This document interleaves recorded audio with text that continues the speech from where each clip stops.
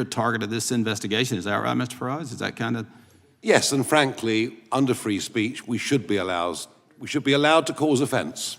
And that I should be able to offend right? you, you should be able to offend me, and provided we know what the limits are, and the limits I think we fully understand of incitement, for example, then we have to get back to, you know, a much freer way of living. And if people say rude things and we don't like them, well, we just ignore them and get on with our lives. Like today when you were accused of Russian collusion, I guess. That was pretty offensive. Well, I remember the Russia hoax very, very well. We had shades of it earlier on this morning. But, that's what I was thinking. But not much more than that, I'm pleased to say.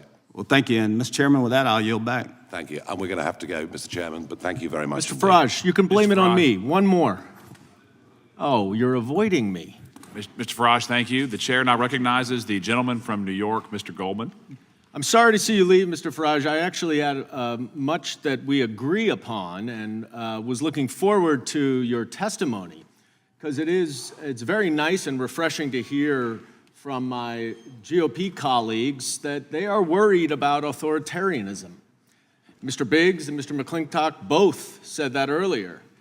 And I imagine, given what's going on in this country, when the president is sending the military into American cities, is weaponizing the Department of Justice to investigate his enemies, requiring loyalty oaths from all federal workers at risk of otherwise being fired, the list goes on and on.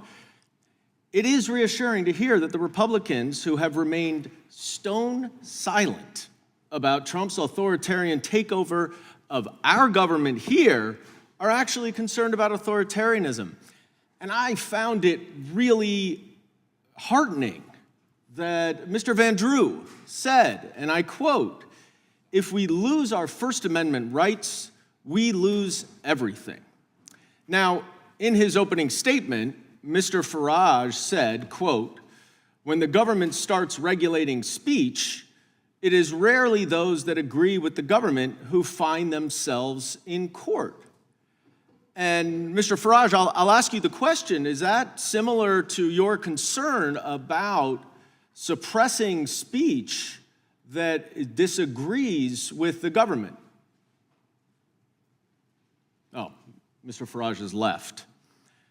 Well, Mr. Raskin, I will then maybe just you can stand in for Mr. Farage for a minute here. I know you are a champion of free speech. I'm not sure it's the same free speech that Mr. Farage is supporting. But if this concern about the government regulating speech is because it is rarely those that agree with the government who find themselves in court, then you would think that Mr. Farage and all of our Republican colleagues would be very, very concerned if an administration here in the United States was investigating criminally individuals who made the colossal mistake of speaking out against the president. That would be a clear violation of Mr. Farage's principle. Is that right?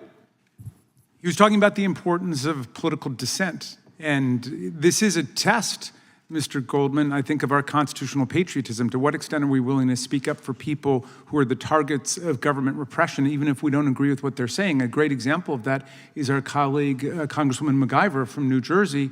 I would hope that in a comparable circumstance, I would stand up for a Republican colleague who tries to exercise his or her oversight rights by going to a government facility on a prearranged visit and then gets caught up in the chaos and confusion outside, and they want to send her to jail for 30 years. I did stand up for our colleague from New York, I'm spacing his name. Mr. Santos. Mr. Santos, friend. Because they wanted to expel him without his having a conviction or an ethics process, and I said that wasn't fair. So I think I passed a micro test there. I would hope some of our colleagues would say, no, don't prosecute our colleagues just for doing their jobs. Well, let's talk about that, because that is exactly what this Department of Justice is doing. Recently, we heard publicly, which would ordinarily never happen, the Department of Justice does not say publicly, they don't confirm that there are any investigations of anyone until there's an indictment, because that person or those individuals can't defend themselves. But now we know that Senator Adam Schiff, who led the first impeachment of Donald Trump, is under investigation by the Department of Justice. New York State Attorney General Letitia James, who filed a lawsuit against Donald Trump and his business, she is now under investigation.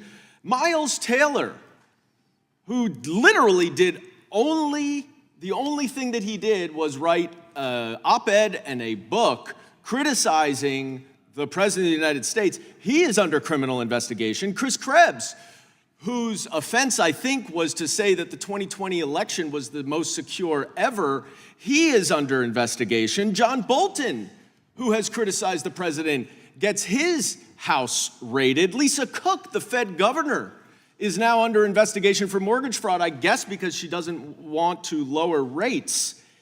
The degree to which this government is suppressing speech that simply opposes the president's views should make Mr. Farage and every single one of my Republican colleagues speak out in favor of the First Amendment, and yet we have heard nothing. There is still time, my friends, and I yield back. Thank you, sir. The chair now recognizes the gentlelady from Wyoming. Benjamin Franklin said over 270 years ago, freedom of speech is a principal pillar of a free government. When this support is taken away, the constitution of a free society is dissolved and tyranny is erected on its ruins. And evil